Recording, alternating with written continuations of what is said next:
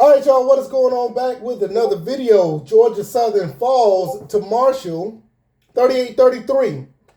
And I am going to give you my thoughts and opinions on this game. It's a lot to talk about here.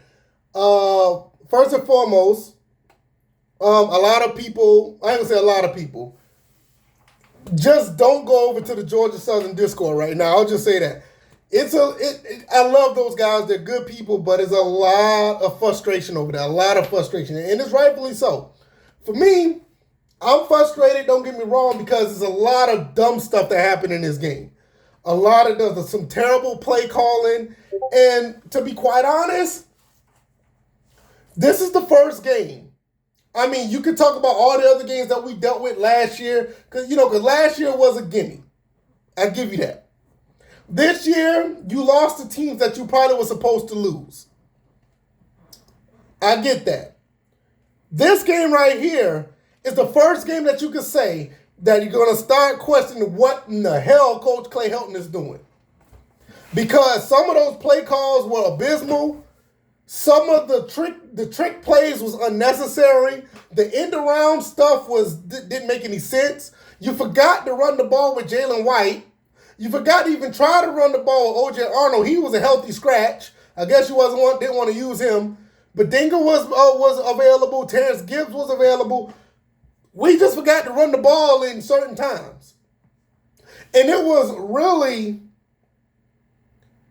the downfall of this team.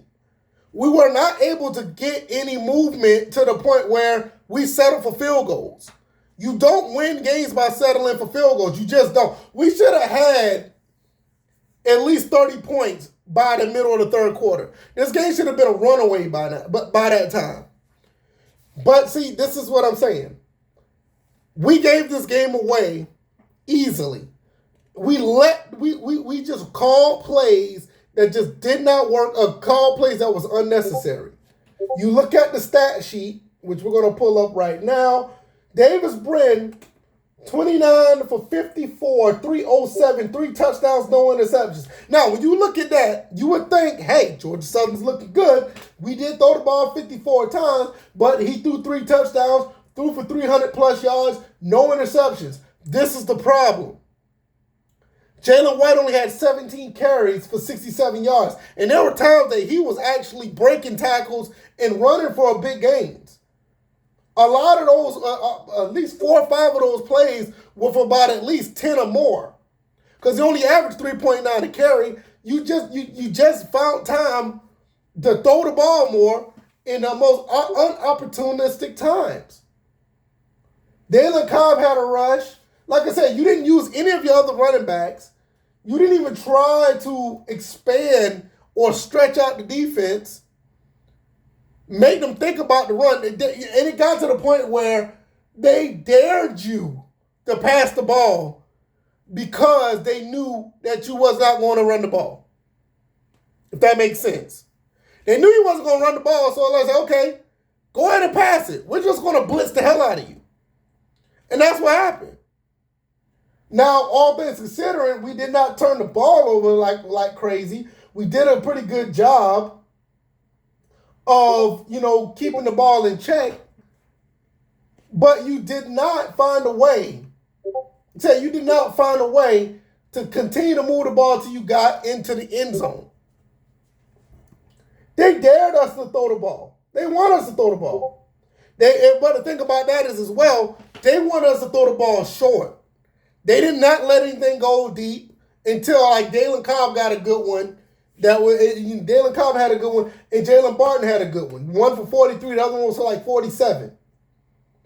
Durham Burgess had one for 25. I think that was a touchdown pass, I want to say. But they did not let us be as dynamic. That's why we threw 54 times and literally, only completed 29 passes. I mean, that was almost, a little bit over 50%? You're not going to win games like that.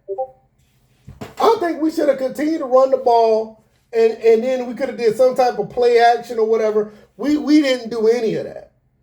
And the defense, with all things considered, the defense held it down for the most part. They gave up 38 points, but at the end of the day, the 14 of the 38 was in the fourth quarter. So really, you only gave up, I ain't going to say you gave up 24 points. You was in position to only give up 24 points.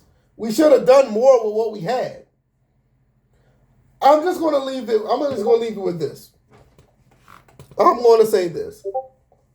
This is the first time that you can really look at Coach Clay Helton and think like, look, something got to give. Some things that he did, some play calling, some things he did was a fireable offense in my opinion. Sometimes in the red zone, you look like Arthur Smith out there. But I will say this, he's not going nowhere. I hate to say he's not going to go anywhere. We're going to talk about that more on the podcast this upcoming week. He's not going to go anywhere. Let me tell you why. Because right now he's 6-4. He's 6-4, y'all. Got 2 games left. Y'all have to understand, if he wins one more game, he does one better than his win total. Now, does that say that that's the reason why he should keep his job? No, I'm not saying that's the reason why he would keep his job. But he can make a case that, look, I'm progressing. And look, don't let it be he go to a bowl game and win that bowl game.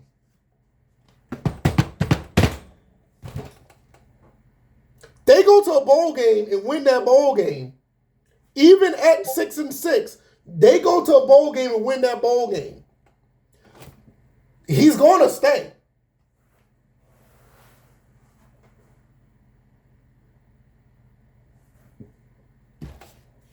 So even if you lose the rest of these games and win the bowl game, I think he's going to win at least one more game out of these next 3 games.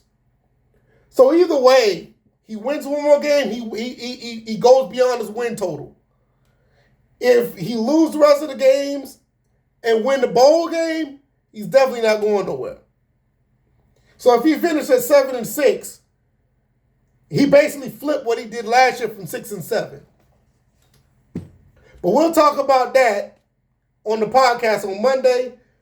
I'm going to take it to the house. I'm going to go lay down. I'm going to go and get ready for this Falcons game tomorrow. And we'll talk about more of this on the podcast on Monday. Let me know what y'all think. Y'all have a good night. Peace.